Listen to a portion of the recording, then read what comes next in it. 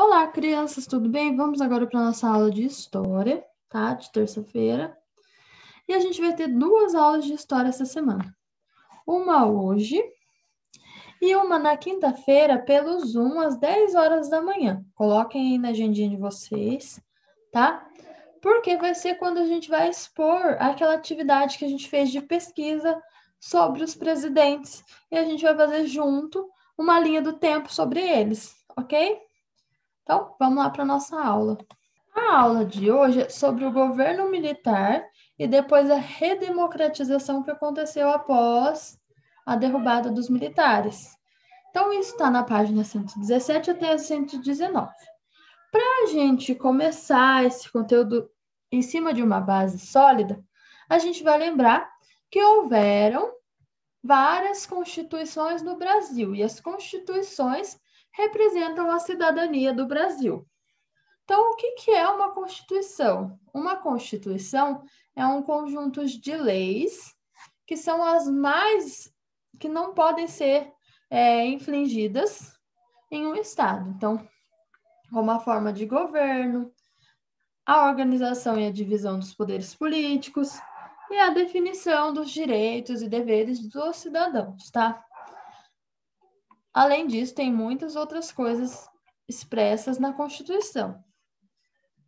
Então, a primeira Constituição que a gente teve foi em 1824, na época do Brasil Império, logo depois da independência do Brasil. Então, em 1822 ocorreu a independência do Brasil, em 1824 foi feita a primeira Constituição. Então, qual era o objetivo? Queriam o fortalecimento do poder pessoal do imperador, que na época era Dom Pedro I, com a criação do poder moderador, que estava acima dos poderes executivo, legislativo e judiciário. As províncias passam a ser governadas por presidentes nomeados pelo imperador e as eleições são indiretas e censitárias, tá?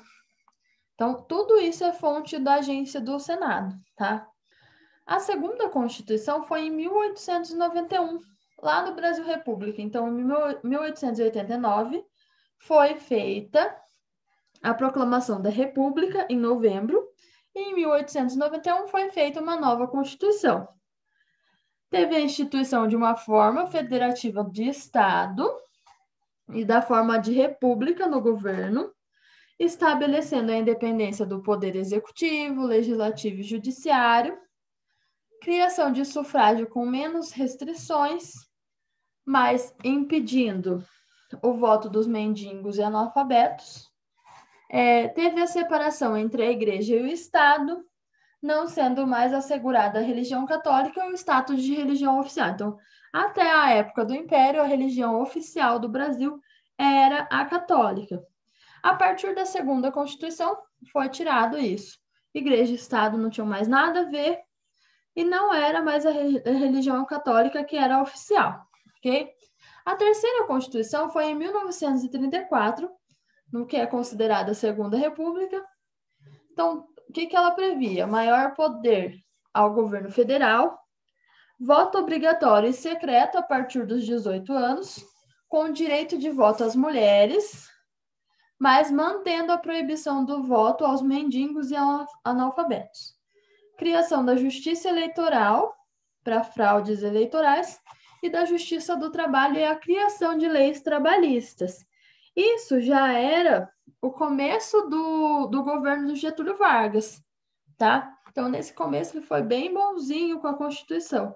E aí, depois, veio o Estado Novo, quando o Getúlio Vargas não queria mais sair lá do poder.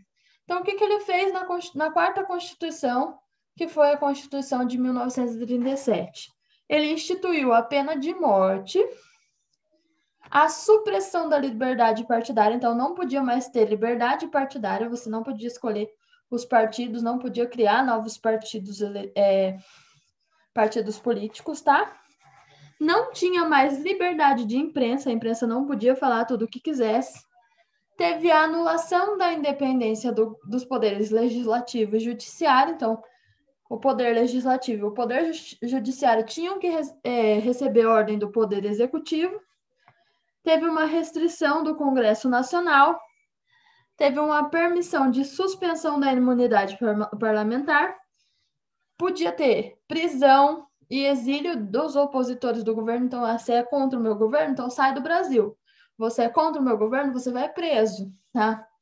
A eleição era indireta para presidente, com mandato de 6 anos, tá? Então, foi assim que o Getúlio Vargas conseguiu ficar de 1930 até 1945, quando aí, no fim da Segunda Guerra Mundial, como quem ganhou foi a parte mais liberal, mais progressista, os ultraconservadores de direita não eram vistos com bons olhos. Então, governos autoritários passaram a ser vistos com maus olhos, e assim, o governo do Getúlio Vargas foi visto com maus olhos também, e ele deixou o lugar dele para o Eurico Gaspar Dutra, em 1946, tá? Onde houve a Constituição de 1946, que teve o restabelecimento dos direitos individuais, o fim da censura e da pena de morte. Então, lembra que lá em 1937 ele podia prender os opositores ao governo?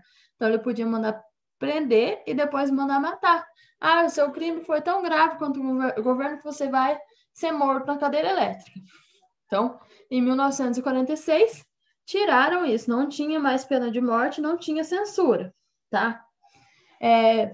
Voltou a independência do executivo, legislativo e judiciário, e teve um equilíbrio entre esses poderes. Além disso, foi dado mais autonomia para os estados e municípios, e uma outra medida que foi estabelecida na Constituição de 1946 foi a eleição direta para presidente da República, então as pessoas votavam com um mandato de 5 anos, ok? E aí aconteceu que a sexta Constituição, em 1967, foi criada no regime militar. E o que foi isso? Então, o regime militar foi um período que houve muita repressão à população. As greves ou manifestações críticas ao governo foram proibidas. Várias pessoas foram presas e muitas morreram. Houve censura. Houve um aumento de 5 anos para presidente nas eleições indiretas. Continuou esse aumento, né? Então, durante os 20 anos que houve o regime militar, foram 5 presidentes que não foram eleitos pelo povo, não foi o povo que escolheu esses presidentes, tá? Então, vamos ver o que o nosso livro didático fala sobre isso. Então, o governo militar. Entre 1964 e 1985, o Brasil foi governado pelos militares. Esse período foi marcado pelo autoritarismo, ditando os rumos do país e pela repressão à população que reivindicava a participação política e a liberdade de expressão. Então, nessa época do governo militar, os Estados Unidos e a Rússia, outros países, estavam vivendo a Guerra Fria, um contra o outro. E os Estados Unidos era o maior exemplo de capitalismo, o Brasil, um país de primeiro mundo, o maior exemplo de todos. E a Rússia era o exemplo de um país socialista. E aí era uma guerra fria, como diz o nome, sem armas, mas com avanços tecnológicos de cada um dos países. E isso fez com que houvesse um extremo entre direita, capitalismo, e esquerda, socialismo. E aí aconteceu que os Estados Unidos começou a influenciar os outros países a não adotarem políticas socialistas ou comunistas em seus países. Assim, quando Jânio Quadros tomou posse do nosso governo, o Brasil viu como uma tentativa de ser mais comunista, ir para o lado comunista. E aí, em 1964, os militares falaram, não, aqui não vai ter comunismo, vai ter socialismo. Vamos continuar assim, capitalista, vamos seguir os Estados Unidos. Então, em 1964, em 1º de abril, tomaram o poder e o Brasil passou a ser governado pelos militares, tá? As greves e qualquer tipo de manifestação crítica ao governo foram proibidas, várias pessoas deixaram o país, muitas pessoas foram presas e outras morreram por pensarem contra a nova forma de governo. Enquanto toda a repressão ocorria, então não podia divulgar nada em jornal, não podia falar nada, não podia ser contra o governo, poucas pessoas ficaram sabendo do que acontecia, tá? Então, censurava-se o rádio, a TV, os jornais e vários tipos de produção cultural. Então, não podia ter teatro. Eles decidiam o que você podia ler ou não. Então, haviam livros que eram proibidos, tá? Músicas que eram proibidas de ser escutadas, novelas que eram proibidas, tá? Tudo isso porque o governo falava, não, vai dar ideia errada para esse povo, deixa esse povo sem saber mesmo, tá? Senão eles vão vir contra a gente. Então, a Constituição de 1946 foi revogada, tiraram ela, instituíram a Constituição de 1967, que definia, entre outras coisas, o aumento de 5 anos para o exercício da presidência. Então, a de 46 já era definido esse aumento de 5 anos, e aí eles continuaram com isso, mas a eleição seria de forma indireta e funcionaria para os governadores de estado também. Então, só seriam votados de forma indireta quem os militares queriam mesmo, tá? Então, essa é a representação do saco da urna de lona ou de nylon que era usada nas eleições da década de 1970. Durante esse governo, foram eleitos indiretamente vários militares para ocupar a presidência, ou seja, a população brasileira não participou da escolha de nenhum deles. Então, 20 anos foram 5 presidentes que não foram escolhidos pela população. Além disso, nesse período, o poder executivo passou a ter amplos poderes acima do legislativo e do judiciário, e isso significava que o presidente da República podia suspender os poderes políticos, cassar mandatos, intervir nos municípios e estados, decretar que confiscasse os bens de alguém, tá? Mandar para a cadeia. E, além disso, tinha os atos institucionais, o AI, tá? Que faziam com que houvesse um acréscimo de leis no Brasil. Então, o AI1, AI2, AI3, AI4, AI5, tá? Todos esses foram bem problemáticos para a população.